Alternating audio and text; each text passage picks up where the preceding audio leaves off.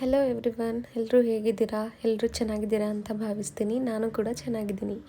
ಇವತ್ತು ನಾನಿದ್ದೀನಿ quick recipe ಅಂದರೆ ಈ ಕೆಲ್ಸಕ್ಕೆ ಹೋಗೋರಿಗೆ, ಜಿಮ್ ಮಾಡೋರಿಗೆ, ಬ್ಯಾಚುಲರ್ಸ್ಗೆ, ನಾನ್ ವೆಗನ್ಸ್ಗೆ ಬೇಗ ಕ್ವಿಕ್ಕಾಗಿ ಆಗೋವಂಥ healthy snack egg bread omelette ಮಾಡೋದನ್ನ ತೋರಿಸ್ಕೊಡ್ತಾಯಿದ್ದೀನಿ. ಇದು ಸಿಂಪಲ್ಲು, ಜಾಸ್ತಿ ಏನು ಇಂಗ್ರೀಡಿಯೆಂಟ್ಸ್ ಇಲ್ಲ, ಬರೀ ಬೇಕಾಗಿರೋದು ಎಗ್ಗು, ಬೇಕು ಅಂದರೆ ಆನಿಯನ್ನು, ಬೇಕು ಅಂದರೆ ವೆಜಿಟೇಬಲ್ ತುರ್ದು ಹಾಕ್ಕೊಳ್ಳೋದು, ಅದೆಲ್ಲ ಮಾಡ್ಕೊಬೋದು.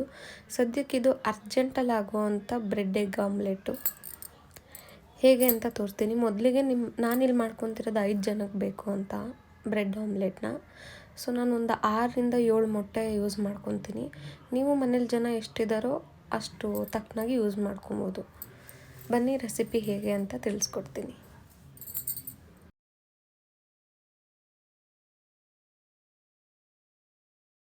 ಎಗ್ನೆಲ್ಲ ಒಂದಕ್ಕೆ ರಿಸ್ಟೋರ್ ಮಾಡ್ಕೊಂಡಾದ್ಮೇಲೆ ಎಷ್ಟಾಗುತ್ತೋ ಅಷ್ಟು ಆನಿಯನ್ ಚಾಪ್ ಮಾಡಿ ಹಾಕ್ಕೊಳ್ಳಿ. ಆನಿಯನ್ ಹೆಚ್ಚಾಗಿದ್ದರೆ ಚೆನ್ನಾಗಿರುತ್ತೆ, ಬಟ್ ನಮ್ಮನೇಲಿ ಆನಿಯನ್ ಯಾರೂ ಎಷ್ಟು ತಿನ್ನಲ್ಲ.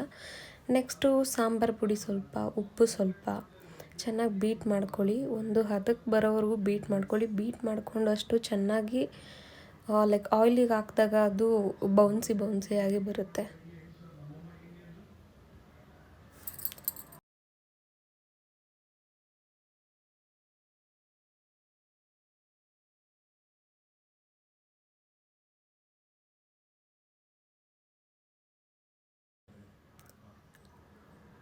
ನಂತರ ಒಂದು ಕಡೆ ನಾವೀಗ ಬ್ರೆಡ್ನ ರೋಸ್ಟ್ ಮಾಡ್ಕೊಬೇಕು. ಅದಕ್ಕೆ ಹೆಂಚು ಕಾಯಲಿಕ್ಕೆ ಇಡ್ತಾಯಿದ್ದೀನಿ.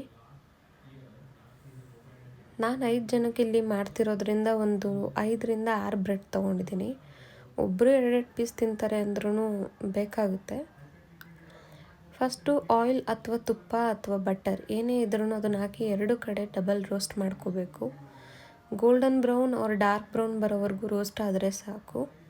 ಯಾಕಂದರೆ ಹೇಳ್ತೀನಿ ಮುಂದಕ್ಕೆ, ಅದು ಆಮ್ಲೆಟ್ ಮಾಡಿ ಹಾಕಿದಾಗ ಮೆದು ಆಗಿಬಿಡುತ್ತೆ. ಆ ಮೆದು ಆಗಬಾರ್ದು ಅನ್ನೋ ಕಾರಣಕ್ಕೆ ಇದಕ್ಕೆ ಆಯಿಲ್ ಸ್ವಲ್ಪ ಜಾಸ್ತಿನೇ ಬೇಕಾಗುತ್ತೆ. ನಾನಿಲ್ಲಿ ಯೂಸ್ ಮಾಡ್ಕೊತಾ ಇದ್ದೀನಿ ಆಲಿವ್ ಆಯಿಲ್ ನಾವು ಎಷ್ಟೇ ತಿಂದರೂ ಯಾವುದೇ ಥರ ಸೈಡ್ ಎಫೆಕ್ಟ್ಸ್ ಆಗಲ್ಲ. ಸ್ವಲ್ಪ ಹೆಚ್ಚಾಗಿ ಆಮ್ಲೆಟ್ನ ಬಿಟ್ಕೊಬೇಕು, ಯಾಕಂದರೆ ಅದು ಕ್ರಿಸ್ಪಿಯಾಗಿ ಬೌನ್ಸಿಯಾಗಿ ಹಗ್ಲಿಕ್ಕೆ ಬರಬೇಕಾಗತ್ತೆ. ನಂತರ ರೋಸ್ಟ್ ಮಾಡಿ ಇಟ್ಕೊಂಡಿರೋಂಥ ಬ್ರೆಡ್ನ ಇದ್ರ ಮಧ್ಯದಲ್ಲಿ ಇಟ್ಟು, ಆ್ಯಕ್ಚುಲಿ ಇದನ್ನು ನಾನು ಹೆಂಚು ಮೇಲೆ ಮಾಡ್ಕೊಬೇಕಿತ್ತು. ಸದ್ಯಕ್ಕೆ ಆ ಹೆಂಚು ನಾವು ತೊಳೆಯೋದಕ್ಕೆ ಹಾಕಿದ್ವಿ ಅಂತ ಅಂದ್ಬಿಟ್ಟು ಬಾಣಲಿಲೇ ಮಾಡ್ಕೊತಾ ಇದ್ದೀನಿ. ನೀವು ಮನೇಲಿ ಟ್ರೈ ಮಾಡೋಂಗಿದ್ರೆ ಹೆಂಚು ಮೇಲೆ ಮಾಡ್ಕೊಳ್ಳಿ. ಈ ಥರ ಡಬಲ್ ಸೈಡ್ ಕೂಡ ರೋಸ್ಟ್ ಮಾಡಬೇಕು. ಅದನ್ನು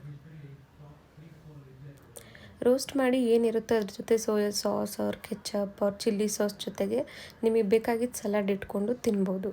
ಸೊ ಇದು ತುಂಬ ಹೆಲ್ದಿಯಾಗಿದೆ, ಸೂಪರ್ ಆಗಿದೆ. ನಮ್ಮ ಡೈಲಿ ಡಯೆಟ್ ಕೂಡ ಆ್ಯಡ್ ಮಾಡ್ಕೊಬೋದು. ಸೊ ಗೈಸ್, ಇಷ್ಟೇ ನಾನು ಇವತ್ತಿನ ವ್ಲಾಗ್. ಈ ವ್ಲಾಗ್ ಇವತ್ತು ನಿಮ್ಗೆ ಇಷ್ಟ ಆಗಿದರೆ ದಯವಿಟ್ಟು ನನ್ನ ಚಾನಲ್ನ ಲೈಕ್ ಮಾಡಿ, ಸಬ್ಸ್ಕ್ರೈಬ್ ಮಾಡಿ, ಕಮೆಂಟ್ ಮಾಡಿ.